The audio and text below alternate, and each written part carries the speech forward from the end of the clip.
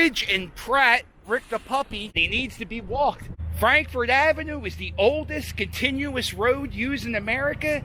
Originally, it was an Indian footpath. Frankford Ave was a road that William Penn himself used to get from Pennsbury Manor to Center City, Philadelphia.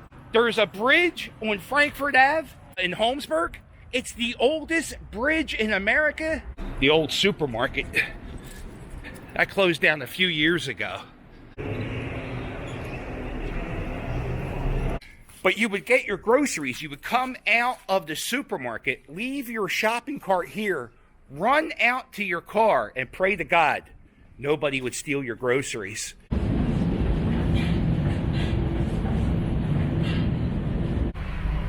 This is an old bank on Frankford Ave. It was built in 1905. And you see this? Federal Savings and Loan. The first house to have a mortgage was in Frankfurt. I don't know if that's America or worldwide. If you know, let me know. And when I see anything that looks interesting, masonry-wise, architecture-wise, I'm just going to take a few seconds to, take a second to go, wow, that's pretty neat. This building here is at 4734 Frankford Ave. It was built in 1920. It's now a church. I can't find anything online on what this was. If you have any idea what 4734 Frankford Avenue was, it had to be, look at those windows. You don't see many historical markers in Frankfurt. That kind of baffles my mind. You don't really see that many historical markers in this part of the city.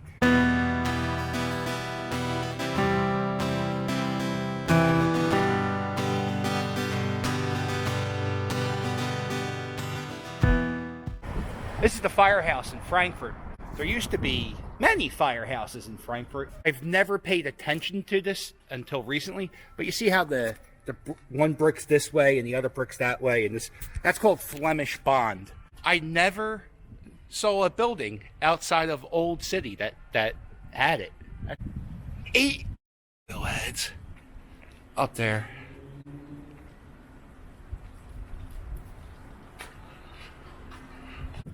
When this firehouse was first built, they used a different type of hose. And there used to be, if I can, I'll pop up a picture, but there used to be kind of like a tower. Kind of looked like a rook if you play the game chess. And from the top of that tower, the firemen used to hang their hoses all the way down. It was a little bit taller than the building is now. And that's how they would dry their hoses. Flemish bond in Frankfurt. Who knew? Well, I'm sure some people did, but...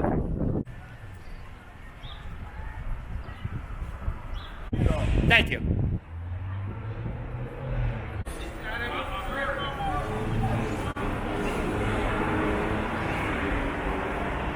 Now, I don't walk Frankfurt Ave that often, but when I do, I usually just look at this. I just look at these grates.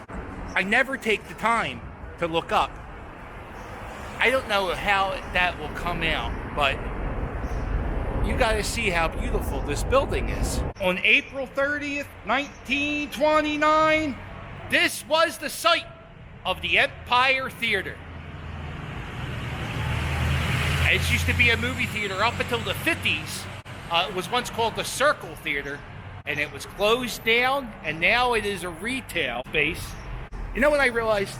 I can go on this walk all the time, so I don't have to get everything today. If I miss something out, the great thing is, all we have is time, and I can come back. It's a video camera. I'm a YouTuber. I YouTube. The reason I'm making this video is because of the nice people from the Historical Society of Frankfurt invited me to a meeting back in February. This building is 6,000 square feet. They have a little display, so it's a museum too. And that doorway, all the way back there, that doorway is from a mansion in Frankfurt. I was just walking around the block here, and there are a lot of houses that are now apartments that are massive. You look down there, that's pretty cool. There's a cornerstone from 1796. There's some other cornerstones. There's another one. And this is the old Quaker Meetinghouse, still in use, built in the early 1800s. This street here is Penn Street. I'm going to assume after William Penn, who was a Quaker. And who knows, if it wasn't for William Penn and his quest for religious freedom, would we even have in America today? Look at this. Rick the puppy. This entire block is made of Belgian blocks. I think this is called Firehouse Street.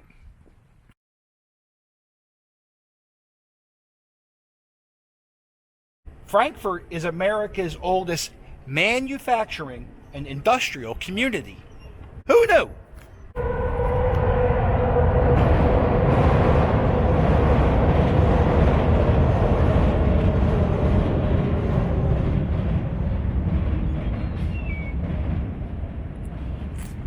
This is the old Frankfurt Trust Company.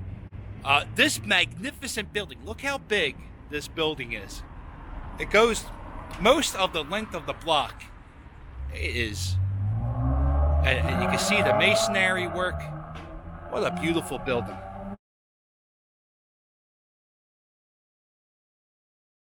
Now it looks like it's a Buddhist temple.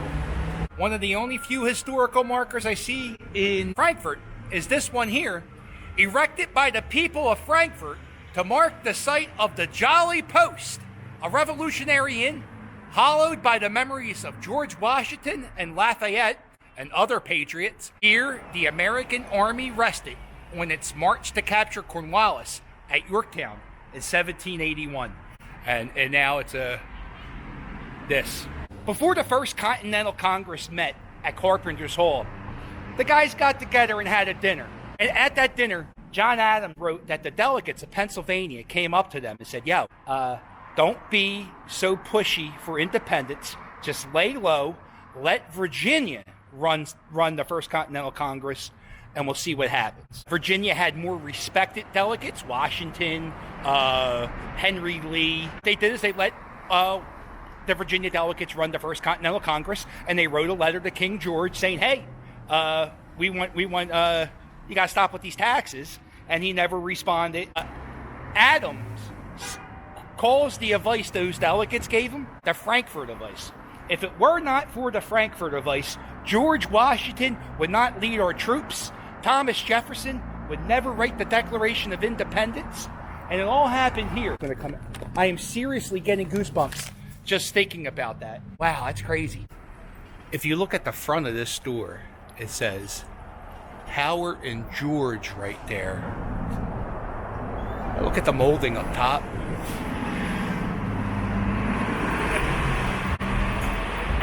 What was Howard and George?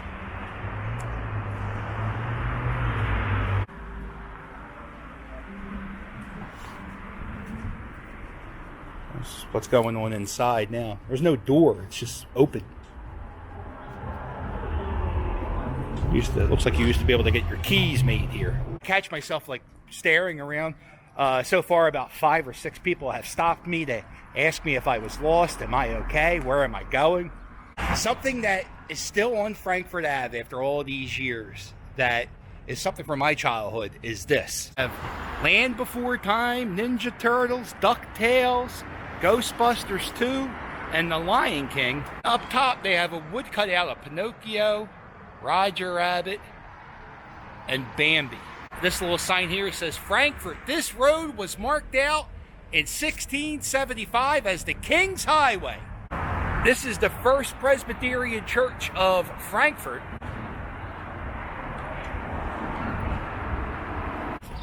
This cemetery here behind the Presbyterian Church on Frankfurt Ave, there's a cemetery from, I think it was 1772. When you walk by it, it's blocked by this wall, so you can't see it unless you walk a little closer. And there you are. Look at that. Very old headstones. The names, most of the names have washed away. This book, it tells you the history of the borough of Frankfort. It was written by John Charles Manton. Also want to thank my buddy John who let me borrow this book, and for being such a nice guy with his knowledge of Frankfort. So thank you, John. Thank you both Johns, John Manton and John Hewitt. The building here is on the National Register of Historic Places. It was built in 1796. This home belonged to Dr. John Ruan, and this is also the only Civil War museum in the city of Philadelphia. There are so many incredible things inside this museum. John Wilkes Booth did not want to originally assassinate Abraham Lincoln. He wanted to kidnap him. The handcuffs that John Wilkes Booth was going to use to handcuff Abraham Lincoln is in this building. Sliver of the pillowcase on which Abraham Lincoln died, the part of that pillowcase is inside this museum. The horse that General Meade rode on was named Old Baldy. He was such an important horse. When he died, he was buried. And then for some reason, the soldiers of General Meade dug up the horse, chopped off its head, and put it on a plaque. If I can find one, I'll have it pop up now. That's an interesting piece of history to see. To see a horse's head, well, it was rode by a general during the Battle of Gettysburg. To actually see something like that is pretty interesting. So this is it. I'll have a link to the museum. It's not open now. The world's closed. This is WomRae Park, named after George WomRae, who was born in Germany. And right down that street, that's WomRae Street. He made most of his money on real estate. He also was a furrier. He wasn't like one of those people who dress up as a mascot and does things. He wasn't one of them. He wasn't like a furrier. He made fur coats. And there used to be a sign here on this rock, but somebody stole it. It's missing. If I could find a picture of the plaque, I will put it here. This is called the WomRae Winter House. The WomRae Winter House. So this house is located at 1548 Adams Ave. This house is thought to be the oldest house in Frankfort. Pre-exists Alfred's Alley. They say the rocks are from the Frankfort Creek, which is not that far from here.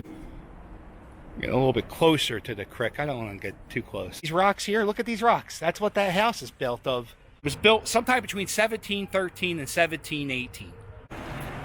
This is the very last video store in Philadelphia. So it's going to end where it began, right here at Bridge and Pratt. A big thanks to my friends at the Frankfort Historical Society. Their Facebook page is going to be in the link in the description of this video. Give them a like, because if it wasn't for them, this video would not have happened. If you like this video, a guy made a movie on the about the historic things that happened on Kings Highway. It's called Kings Highway. I'll have a link in the description of that. I watched it on Amazon Prime this week. It is fantastic. I have a copybook full of historic things that I want to check out today. I only got to about 60% of the things that I wanted to cover today. So make sure you hit subscribe, because I have a sneaking suspicion, Rick the puppy, we're going to be walking this way next week too. Say goodbye, Rick the puppy. Say goodbye. Oh, goodbye, Rick the puppy. I love you. Come on, Rick the puppy. Get up here. Come here. Toodles.